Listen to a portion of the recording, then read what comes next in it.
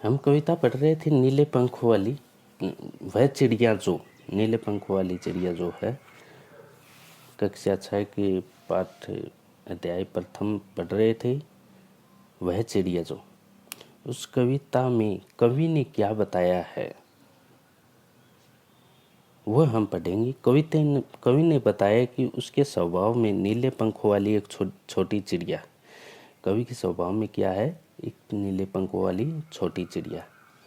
वह संतोषी है, अन्न से बहुत प्यार करती है। वह अपनेपन के साथ कंठ खोलकर पुराने घने वन में बेरोक गाती है। मुंह बोली है, एकांत में भी उमंग से रहती है। वह उफनती नदी के विषय में जानकर भी जल की मोती की सी बूंदों को चोंच में भर लाती है। उसे स्वयं पर गर्व है।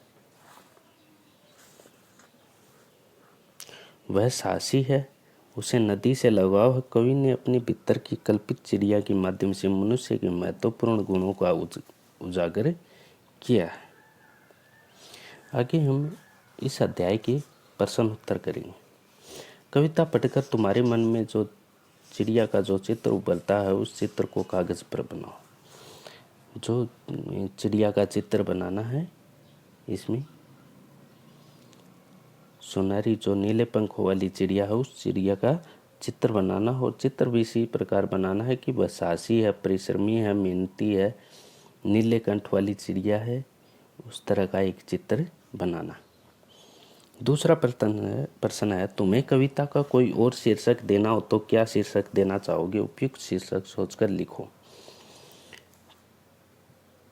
यदि हम दूसरे प्रश्न का उत्तर है, यदि हम इस कविता का अन्य शीर्षक देना चाहेंगे तो उस कविता का अन्य शीर्षक होगा या तो हम सुंदर चिड़िया देंगे या फिर परिश्रमी चिड़िया देंगे। तीसरा प्रश्न है इस कविता के आधार पर बताओ कि चिड़िया को किन किन चीज़ों से प्यार है। इसका उत्तर है इस कविता के आधार पर चिड़िया को दूध भरे जो अनाज के दाने हैं उनसे प्रेम है, नदी तथा जंगल से प्रेम है। चिड़िया जूड़ी के दाने तथा अन्य अनाजों को खाना पसंद करती है। इस चिड़िया को गीत गाना पसंद है। जंगल से इसे बहुत प्यार है।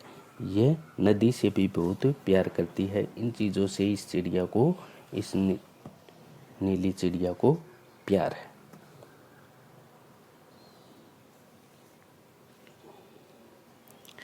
ऐसे स्पष्ट करो। ऐसे स्पष्ट करो में पहला है कि रस उड़ेल कर गा लेती है। इसका अभिप्राय होगा चिड़िया जंगल में जब अकेली होती है तो वो चारों तरफ अपनी उड़ान भर भर कर गाती रहती है। चिड़िया जंगल में जब अकेली होती है तब वह बिना किसी डर और संकोच के उन्मुक्त भाव से गाती है। वह मधुर स्वर में गाती, मीठे स्वर में गाती। उसके स्वर की मधुरता वातावरण में रस घोल देती है। दूसरा है चढ़ी नदी का दिल टटोलकर जल का मोती ले जाती। छोटी चिड़िया है वो बहती हुई नदी से नहीं घबराती है और वो उस नदी के अंदर बीच में जाकर, हृदय में जाकर उफनती नदी का अपना भाव तेज होता है और वो उस नदी के ऊपर जाकर उड़ती उड़ती उसके ऊपर जाती है और उसके ऊपर जाकर उसमें पंजे लगाती है और फिर वापस से उड़ जाती है। उस पानी की बूंद से, उस नदी से वो पानी की बूंद, मोती जैसी पानी की बूंद उठाती है और अपनी प्यास बुझाती है। उस अत्यधिक जल राशि में से, उस अत्यधिक जल में से एक छोटी सी बूंद निकाल कर लाती है और उसी से अपनी प्यास बुझाती है। इसलिए पानी मोती की तरह अमूल्य है। कवि ने नीली चिड़िया का नाम नहीं बताया है। अनुमान और कल्पना के आधार पर इन प्रश्नों का उत्तर देना है।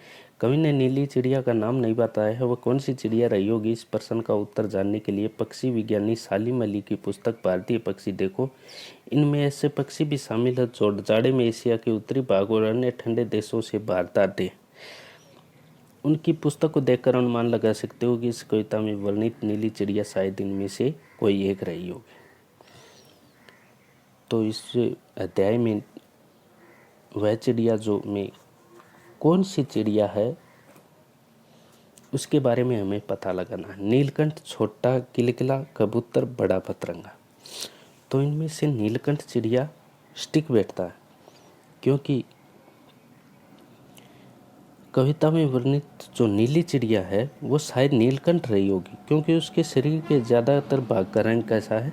नीला। नीली चिड़िया बताया गया नीला है, और उसका आकार छोटा है और आवाज़ मीठी है, इसलिए वो चिड़िया नीलकंठ रही होगी। नीचे कुछ पक्षियों के नाम दिए गए हैं, उनमें यदि कोई पक्षी एक से अधिक रंग का हो तो लिखो कि उसके किस हिस्से का रंग कैसा है। जैसे तोते की चोंच लाल है, शरीर हरा है। उसी तरह मैना के पंख भूरे व सफ़ेद रंग के होते हैं। कौवा तो आपको पता ही है काला होता है पूरा ही, कौवा का पूरा शरीर ही काला होता है। बतख होता है, बतख सफ़ेद रंग का होता है। इसके पैर जो हैं वो हल्के गुलाबी रंग के होते हैं। कबूतर का रंग स्लेटी सफ़ेद होता है, स्लेटी सफ़ेद होता है। गर्दन कुछ नीले रंग की होती है, इसके टांगे लाल होती हैं। कविता का हर बंद वह चिड़िया जो से शुरू होता है और मुझे बहुत प्यार है पर ख़त्म होता है। तुम भी इन पंक्तियों का प्रयोग करते हुए अपनी कल्पना से कविता में कुछ नए बंद जोड़ो।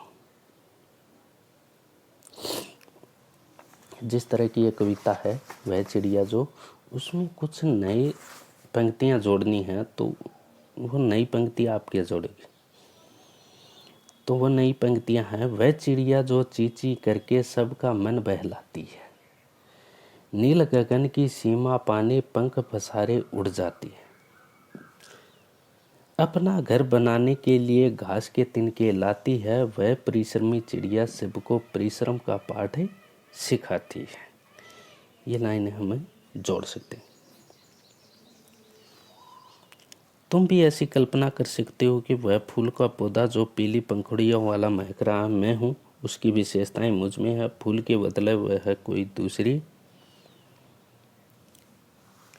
चीज़ भी हो सकती है, उसकी जिसकी विशेषताओं को गिनाती हुई तुम उसी चीज़ से अपनी समानता बता सकते हो। इसी कल्पना के आधार पर कुछ पंक्तियाँ लिखना।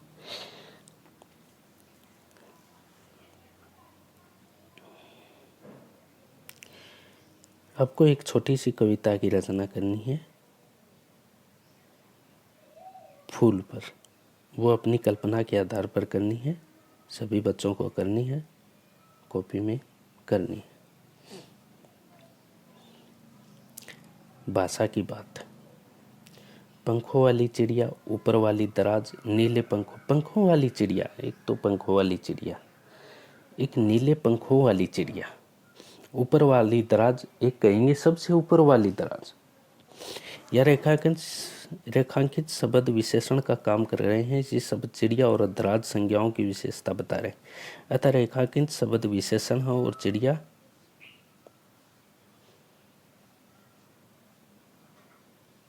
दराज विशेषण। रेखांकित शब्द क्या है? विशेषण, और चिड़िया और दराज जो है वह क्या है? विशेषण।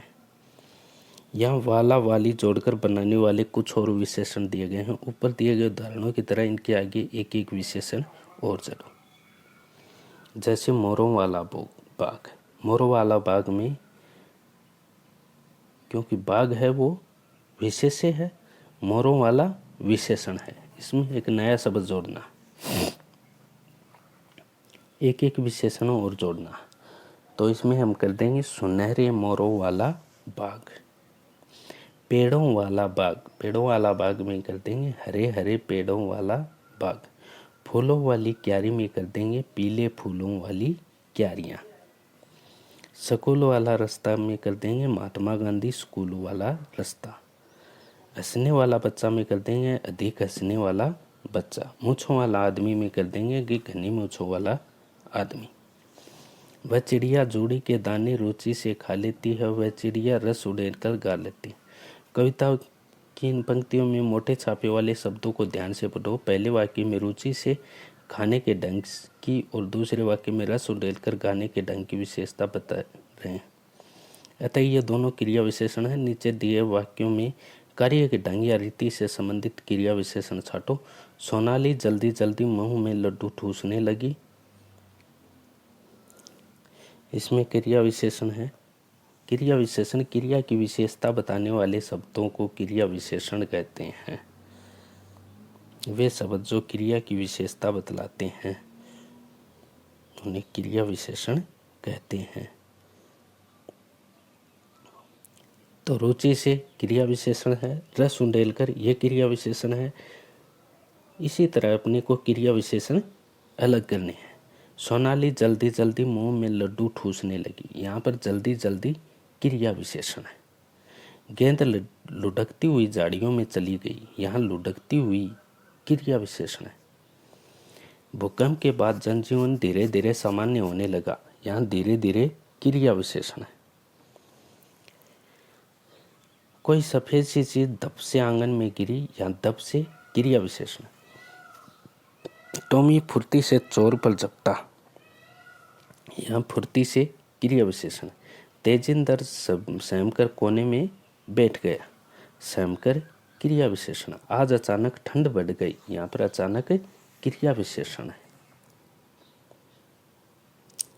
तो यह अध्याय अपना आज खत्म हो गया है। आगे गृह कार्य करना है कॉपी में और अगला अध्याय हम कल शुरू करेंगे।